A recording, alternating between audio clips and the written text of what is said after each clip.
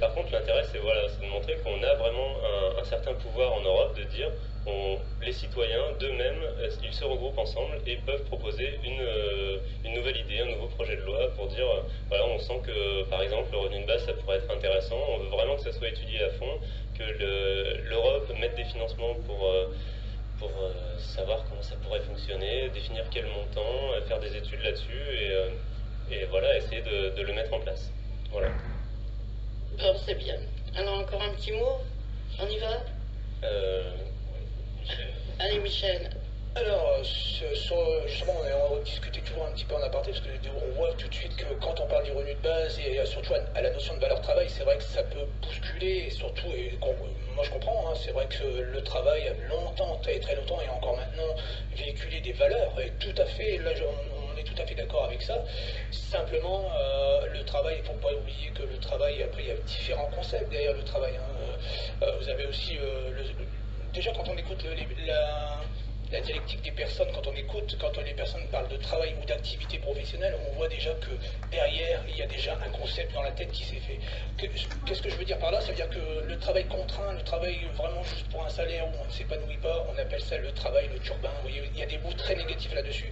Par contre, quand on a un niveau social un peu plus important, on arrive à ce qu'on appelle des activités professionnelles, on met le mot activité professionnelle pas pour rien, parce qu'on peut mettre en parallèle avec quelque chose de très positif comme activité de loisir, activité bénévole. On voit pourquoi, simplement parce que dans ces travails, on se réalise humainement. On parle toujours du capital. Il y a le capital, moi ce que j'appelle, c'est des concepts que j'ai inventés, le capital incarné, le capital désincarné, mais aussi le capital humain, qui est extrêmement important. Et beaucoup de professions, et là je concède, parce que moi-même dans ma profession, j'ai le bonheur de pouvoir on peut se réaliser humainement, et on a des valeurs, et là je suis tout à fait d'accord avec certaines personnes qui défendent ça, et c'est tout à fait juste. Mais le travail juste pour avoir un revenu, etc., peut contraindre des personnes dans des domaines qui ne les épanouissent pas forcément, ou ils ne sont pas forcément au top de ce qu'ils pourraient réaliser. Donc par contre, dès l'instant qu'on assure un revenu à une personne, où la personne peut choisir, et elle est en position de choisir son activité, sa liberté, donc construire sa liberté. Vous savez, quand vous posez une question à une personne, que feriez-vous si votre salaire est garanti, ils vont botter en touche en disant c'est pas possible, etc.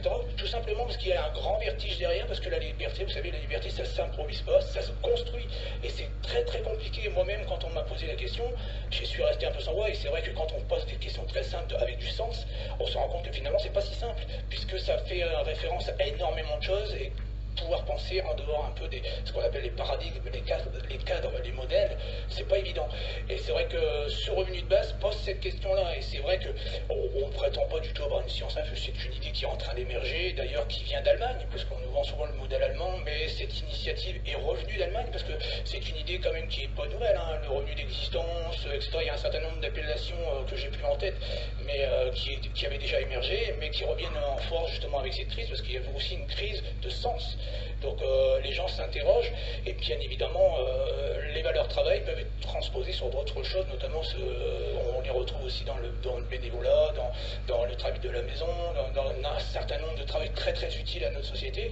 Et d'ailleurs les Allemands, dans le petit film alors je vais reciter le film parce que c'est très important, le film essai documentaire de Daniel Hanni et Emo Schmidt, hein, qui est visible sur le net en licence gratuite. Donc c'est un film qui fait à peu près 1h36, mais qui est vraiment, moi je vous le conseille, parce que c'est vraiment un film très intéressant. Et donc voilà, donc cette valeur du travail qu'on essaye justement pas de replacer à sa juste place, puisque en vérité on le voit, le bon sens nous l'amène, c'est que ce travail est en train de disparaître, et justement il y a une crise de sens, puisque en parallèle, dans nos inconscients, on parle de travail, de dignité. On entend très souvent oui, on va leur redonner du travail pour la dignité, ce qui est absolument fou. Ce sont des concepts qui sont absolument fous. Moi qui ai connu d'une période de chômage, j'étais vraiment très en colère. bien l'instant qu'on parlait de ce genre de choses, parce que on ne devrait même pas parler, les mots sont très importants. Vous savez, les concepts sont super importants, et donc parler d'une personne qui est au chômage, je veux dire que c'est un chômeur, c'est une insulte. On fait beaucoup de discrimination sur ce genre de choses. C'est un actif privé d'emploi, ce n'est pas un chômeur.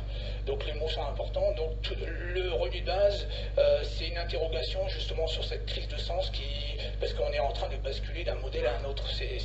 La vérité, c'est celle-ci. C'est justement qu'on est en train de basculer d'un modèle à un autre, et le modèle suivant est à inventer. Et donc il y a déjà un certain nombre de choses qui sont en train de se mettre en place. On voit, il y a quand même des initiatives qui sont véritablement intéressantes. Et donc voilà. Donc c'est ce qu'on propose au ciné-débat. Donc on ne prétend pas, comme je disais, d'avoir la science infuse. Bien au contraire, justement, ce ciné-débat permettra à cette idée de se confronter au réel, puisqu'on va débattre. Donc il y a des personnes qui sont pour et des personnes qui sont contre, mais ça ne laisse pas, en tout cas, indifférent l'ensemble des personnes. Quand on les interroge, finalement, on a forcément des réactions. Voilà, donc on vous invite bien ce vendredi 27 septembre à 20h30 à l'Alhambra à venir discuter et échanger avec nous, peut-être s'engueuler, ça sera super important. On aimerait beaucoup justement ce contact. Pas de coup, faut pas d'arbitre là, non? Non, je plaisante. Hein. Quand je dis s'engueuler, c'est dans le bon sens du terme, c'est échanger ensemble, c'est construire ensemble. Voilà, c'est parce qu'il y a des personnes qui cherchent du travail, mais il y a des personnes qui n'en cherchent pas. Tout leur descend aussi cuit dans la main.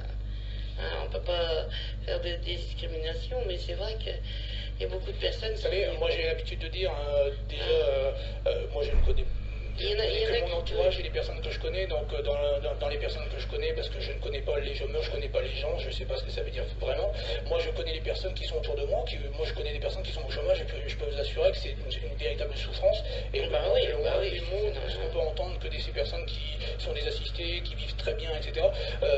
Moi j'ai connu le chômage et différentes difficultés. Je peux vous assurer que c'est absolument fou de le penser, quoi.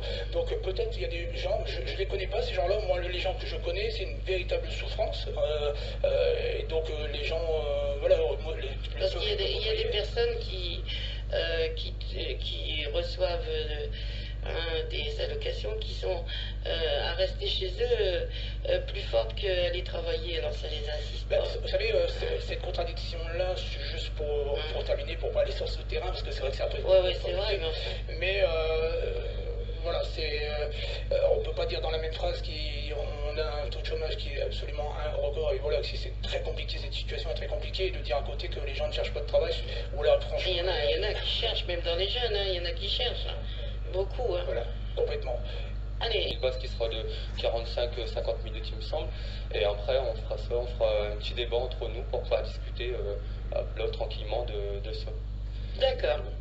Donc tous les Français qui veulent y aller, tous rendez-vous. N'hésitez pas, c'est gratuit, Puis au moins vous pourrez dire ce que vous pensez. Même si vous ne pensez pas, vous devez le dire quand même. Hein. Alors, Michel, on va reprendre le micro tous les deux là. Oui. Donc je vous remercie d'être venu. Hein. Ça y est, vous êtes satisfait? Écoutez Nadine, on avait un peu peur. Nous, c'était notre première expérience. Les trois mousquetaires tremblaient. Voilà, c'est vrai. C'était notre première expérience. En tout cas, un grand merci à vous. C'est vraiment très gentil. Et voilà. Donc on vous invite Nadine à venir débattre avec nous vendredi. Hein. Nous, on a fait l'effort, donc il faut venir maintenant. Oui, bien sûr. Vous allez me donner le micro peut-être? Oui. Tant qu'à faire. Bah oui, j'ai que ça à faire. Croyez-moi que j'ai que ça à faire. Michel, merci. Benjamin et puis Serge. Hein. Merci Nadine. Bon retour chez vous. Et puis quand vous avez besoin, je crois que vous avez toutes mes coordonnées. Complètement. Hein. Voilà.